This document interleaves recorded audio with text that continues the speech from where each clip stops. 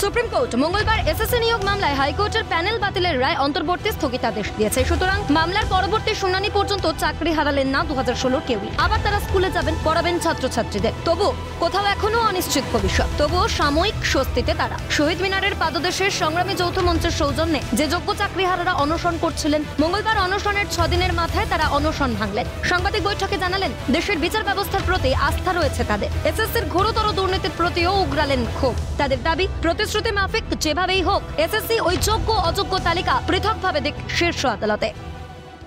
আমাদের কাছে আমাদের ওএমআর আছে এবং আমরা জানি এসএসসির কাছেও সকল তথ্য আছে। তাহলে এসএসসি যেন আমাদের তথ্য সহ প্রমাণ সহ আমরা যোগ্য সেইটা নামের লিস্ট দিক প্রমাণ সহ।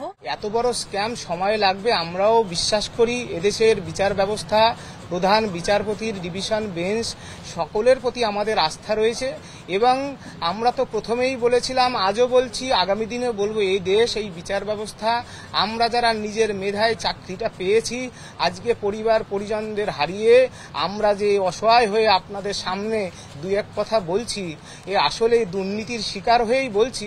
সেই বিচার ব্যবস্থা আমাদের মেধা সুরক্ষিত করবে এবং আমাদের অধিকার সুরক্ষিত করবে। সুপার নিউমারি পোস্টে তদন্ত নিয়ে মুখ খোলেন তারা। তাদের দাবি, তদন্তের স্বার্থে মুখ্যমন্ত্রীকেও জড়ানো হতে পারে, সেই সিদ্ধান্ত নেবে সিবিআই। মুখ্যমন্ত্রীর অজান্তে ক্যাবিনেট কোনো সিদ্ধান্ত নিয়েছে বিশ্বাস করতে পারছেন না অনশনকারীরা।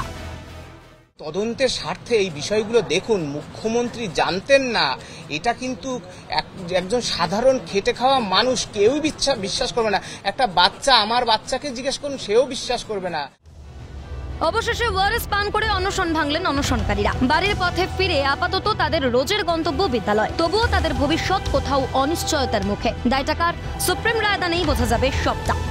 ক্যামেরায় সায়ন্তন চক্রবর্তীর সঙ্গে দীপাঞ্জনা সাউ দত্তের রিপোর্ট, ক্যালকাটা নিউজ।